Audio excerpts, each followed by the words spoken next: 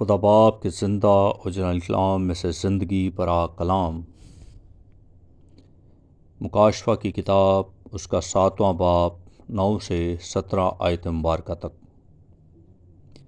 ان باتوں کے بعد جو میں نے نگاہ کی تو کیا دیکھتا ہوں کہ ہر ایک قوم اور قبیلہ اور امت اور اہل زبان کی ایک ایسی بڑی بھیڑ جسے کوئی شمار نہیں کر سکتا، سفید جامے پہنے اور کھجور کی ڈالیاں اپنے ہاتھوں میں لیے ہوئے تخت اور برا کے آگے کھڑی ہیں، اور بڑی آواز سے چلا چلا کر کہتی ہیں کہ نجات ہمارے خدا کی طرف سے ہے جو تخت پر بیٹھا ہے، اور برا کی طرف سے۔ اور سب فرشتے اس تخت اور بزرگوں اور چاروں جانداروں کے گردا گرد کھڑے ہیں۔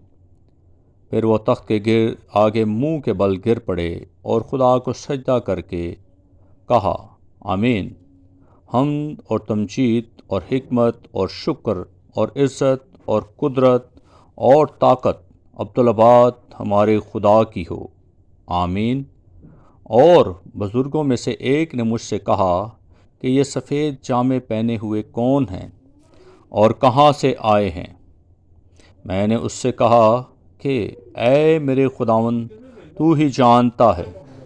اس نے مجھ سے کہا، یہ وہی ہیں جو اس بڑی مصیبت میں سے نکل کر آئے ہیں۔ انہوں نے اپنے جامے برا کے خون سے دھو کر سفید کیے ہیں، اسی سبب سے یہ خدا کے تخت کے سامنے ہیں اور اس کے مقدس میں رات دن اس کی عبادت کرتے ہیں۔ اور جو تخت پر بیٹھا ہے وہ اپنا خیمہ ان کے اوپر تانے گا۔